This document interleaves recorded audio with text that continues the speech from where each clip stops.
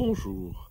Alors nous allons nous pencher aujourd'hui sur une question intéressante que m'a posée quelqu'un. Qu'est-ce que je pense de la réincarnation, sachant qu'il y a plusieurs modèles de compréhension de la vie après la mort. Il y a la réincarnation et la compréhension assez primitive qu'en a eu l'Occident. Et de l'autre, on a la vision, on va dire, chrétienne, mais aussi religieuse, où après la mort, il y a le jugement des morts, c'est-à-dire, vous savez, la balance, vous trouvez ça chez les Égyptiens, et puis une perpétuation de la vie ou non, dans des conditions agréables ou pas, qu'on appellera peut-être paradis et enfer. Et dans tout ça, qu'est-ce que vous en pensez? Est-ce que vous êtes plutôt paradis-enfer ou plutôt réincarnation? C'est un peu comme si je vous demandais, est-ce que vous êtes sucré ou salé? Mon opinion, c'est que de ça, on peut vraiment rien dire, parce que c'est sûrement pas à notre portée. On a peut-être des signes qui nous font penser que peut-être, ça serait plutôt ça, ou peut-être ça. Bon, la dernière des arguments, c'est de dire, oui, mais c'est écrit. Et bon, tout ce qui est écrit, mais c'est pas parce que c'est écrit que ça a plus de réalité ou de vérité que la réalité. Ce qu'il faut bien comprendre, c'est que pour tout ce qui est vie spirituelle, ce qui m'a tout à fait frappé, c'est que quand vous commencez à regarder les traditions, les différentes traditions, que ce soit en Inde, en Extrême-Orient, en Europe, etc., on arrive quand même à une espèce de consensus. On arrive à un consensus où on sent qu'on parle tous de la même chose, hein, comme si vous aviez plusieurs fenêtres qui donnaient sur le même paysage, et sur chaque fenêtre, il y a un enseignement religieux d'une religion différente.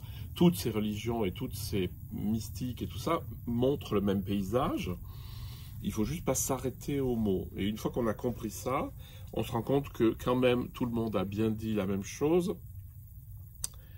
C'est-à-dire que ceux qui fondent la réalité, que les religions vont appeler Dieu, mais que, par exemple, dans le Zen, on appellera la nature première, la nature originelle, que ça, c'est pure conscience de lui-même et pure conscience, et que c'est aimant, que c'est bienveillant.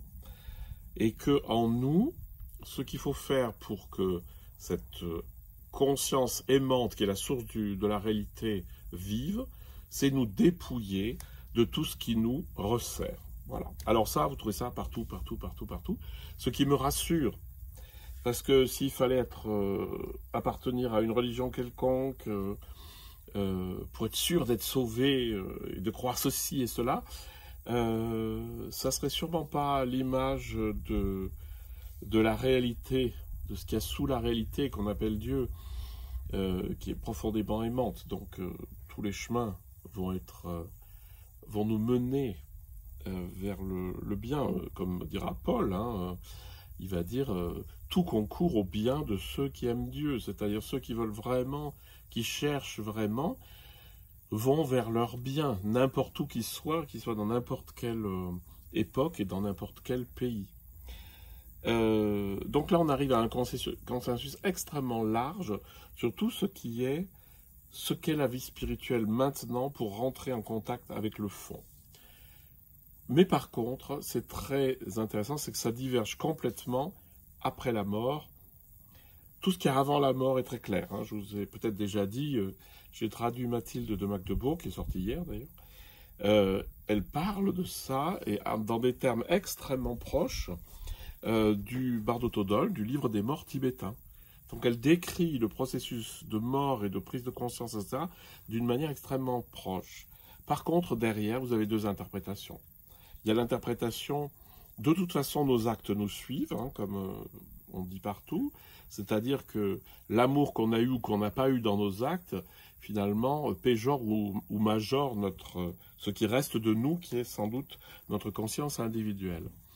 Et ce qui est intéressant, c'est que dans le contexte chrétien, par exemple, on va aller vers un jugement où les actes vont être pesés et où ça donnera accès à un état qui sera soit un état d'union avec Dieu qu'on appelle le paradis, ou un état de séparation d'avec Dieu qu'on appelle l'enfer. Ça, je vous ai aussi déjà expliqué que l'enfer et le paradis, c'était déjà ici dans la mesure où on manquait d'amour, où on était plein d'amour. Lorsque je suis plein d'amour, je suis heureux, je suis au paradis.